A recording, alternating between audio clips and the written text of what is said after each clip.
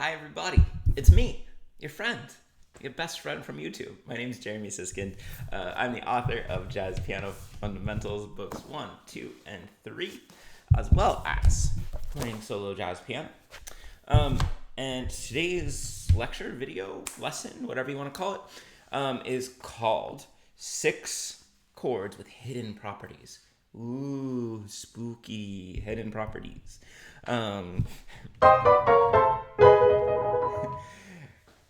One of the things I've got my beginning students in class right now, and I tell them that for the time being, as a placeholder, all minor chords are the same, all major chords are the same, all dominant chords are the same. But guys, it's not true. It's really not true. And for a lot of chords, we don't write every single upper extension because we'd just be getting so specific that it wouldn't be useful, it wouldn't be legible. So these are chords where there's something that you should know about them that you're probably not going to find in the chord symbol. So let's get started. 6 chords with hidden principles, hidden alterations, whatever you want to call it. Okay, so the first one, if you know much about jazz theory, this is probably familiar to you. I think Barry Harris, this is a bugaboo for him, and rightly so. The 3 chord in major. So this would be generally written as like E minor 7 in C major. And what we really want to emphasize here, or the problem here, is that if we treat E minor 7 like we treat most of our other minor chords, we're going to have an issue with the 9th and the 13th. Okay, so, if I'm thinking E minor, we're going to have F sharp as the 9th, and C sharp, or it's written here as D flat, sorry, the technology is not perfect, is going to be the 13th. And those are both really far outside of the key of C major, particularly the C sharp, right? We can't have a C sharp in C major, it doesn't work. So, how do we want to reframe this chord? We can think of it, first of all, as E minor 7, usually omit the 9th, generally, flat the 13th, or a lot of times we think about it instead as C over E, like a C major 7 chord in first inversion. So that instead of getting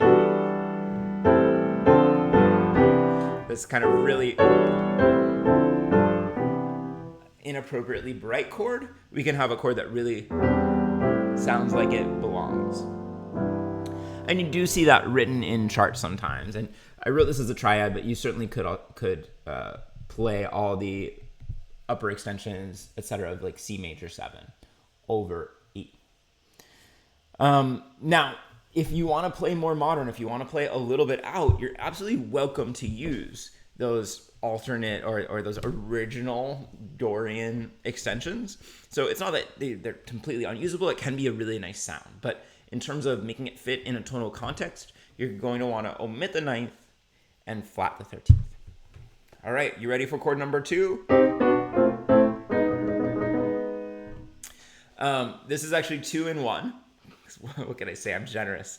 It's the minor 4 and the flat 7 in major. And I group these together because they're part of a progression known as the backdoor 2-5. We see this quite often in standards that will do something like F minor 7 to B flat 7 to C major. Now the real big change, or the real big missing factor, is that most of the time this dominant chord is going to have a sharp 11. And this relates to, so we're going to use the Lydian dominant mode here. And the sharp 11 here, okay, so B flat 7, the 4 is the same as the 11. It's going to be E flat would be the natural, and we change it to E, which is important because that's the 3rd here. So we get a nice match. I included the F minor 7 because frequently we're going to use the same scale for these 2 chords, which is F melodic minor, the same, that has all of the same pitches as B flat Lydian dominant. Some of you are totally confused. Oh no, I'm revealing the rest of my chords. Oh, what bad showmanship. So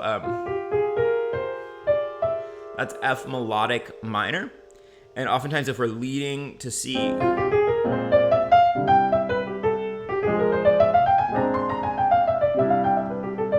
that's going to sound a lot more tonal. It's going to sound a lot more normal than using the E flat. Again, if you want a more modern, splashy, colorful sound, you can use whatever you want. But usually it's going to be that Lydian dominant mode, that melodic minor, that's going to really make it sound well within the key. All right, number 3. Okay, so the 2 chord in minor is going to usually be written as a minor 7 flat 5 or a half diminished chord. Same thing, essentially. And there's 2 issues with this chord. The first one is that we're generally going to omit the 13th. And the second one is the issue with the 9th. And I think the most popular thing to do is omit the 9th. But in more modern playing, we often raise the 9th or use a 9th outside of the key. Okay, so if we have D half diminished in the key of C minor, the 9th according to the key should be this E flat, right? We're in the key of C minor, so E flat makes sense. Oftentimes we're going to not want that clash. Sometimes it's usable, but usually we're going to avoid that and we're going to either move it to the root, just omit it entirely, or in a more modern setting, if you want to sound like Bill Evans, I know not the most modern player, or Chick Corea or Herbie Hancock, they're really often using this raised 9th that's outside of the key. So that's not going to be notated in the chord symbol, but you are expected to know that the normal 9th, the 9th from the key, is going to cause some problems. All right, moving to number 4. Okay. I'm having fun. I'm amusing myself. I don't know what you guys are feeling out there. So the 5 chord in minor. The most common way I see the 5 chord in minor, and I'll do this again in the key of C minor. The most common way that I see it notated as a dominant 7th with a flat 9. And that's all well and good, but we are almost always going to want to add a flat 13th, or let me say that differently. If you're using a 13th, you need to make sure that the 13th is flat. And this is for this primary reason that I keep talking about, that in the overall key of C minor, we want to have E flats, not E naturals. So the natural 13th is going to be E natural. We want to flat that to make sure it's a flat 13th. And this is particularly important, actually, given what we just talked about. If we use this higher 9th on D half diminished, we really want to resolve it down to an E flat. That's the flat 13th on G7, and that can resolve into C minor. So oftentimes there's not a flat 13th written. I've also seen, and this is sometimes in the real book, that they'll notate a dominant chord in minor as augmented, which I think is really just bad form. But if they notate that, then you're going to need to know that there's a flat 9th in there. Okay, so a 5 chord in minor takes a flat 9th and a flat 13th because of the key signature. All right, moving on to number 5.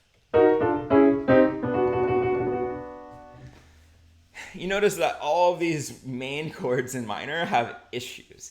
And I think that the reason is that our notational systems were built for major chords. And most of the way that we talk about theory is built for major keys. So whenever we're talking about minor, we're trying to apply this thing that doesn't really fit onto something else. So the 1 chord in minor I see written a lot of different ways. In the real book, usually they write it just simply, I'll stay in the key of C, I don't know why I would change keys. They write it simply as C minus. I don't know if you guys have noticed this. They don't say 7, they don't say 6, they don't say major 7, they just say C minus. And that doesn't mean they want you to play a triad, okay? So in this case, we have to add a lot. So I would definitely add a 9th, and I would say that you can add a 6th or 13th as well. You are also welcome to add a major 7th, although that can sometimes be a little bit crunchy. You're welcome to add the 11th to this chord too. But what you don't want to add, in my opinion, this is a minorly controversial opinion, you don't really want to use the flat 7, the minor 7 here. There are times when the one chord in minor can have a flat 7, but it generally implies more of a modal context rather than a tonal context. So if you see C minor in a lead sheet from the real book, don't just play those 3 notes. You are 100% welcome to play that one. And generally, jazz musicians are going to dress it up with a 6th, with an 11th, maybe a major 7th. Just depending how pointy you want the sound to be. I feel like that's really pointy with the major 7th in there. If I take the major 7th out, and then if I take the 11th out,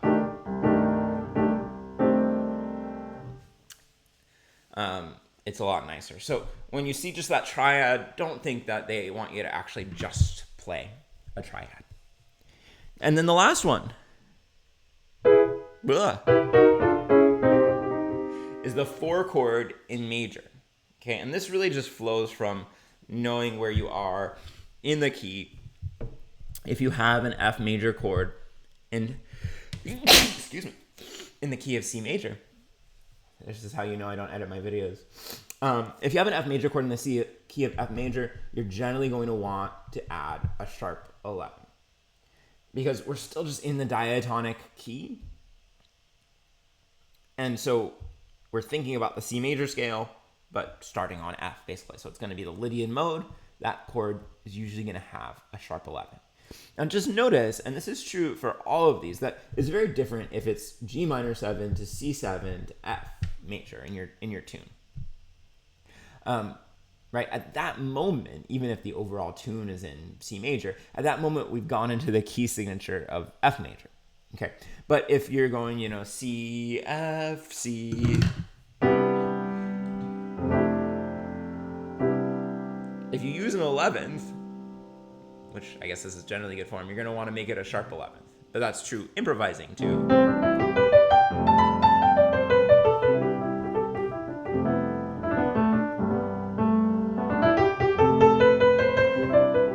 Okay. So remember, the key center of the moment is really important. And so that's going to be true of all of these. Cool. So let me show you the entire list of chords to watch out for that have these hidden principles. So we've got the 3 chord in major, the minor 4 and flat 7, usually dominant in major.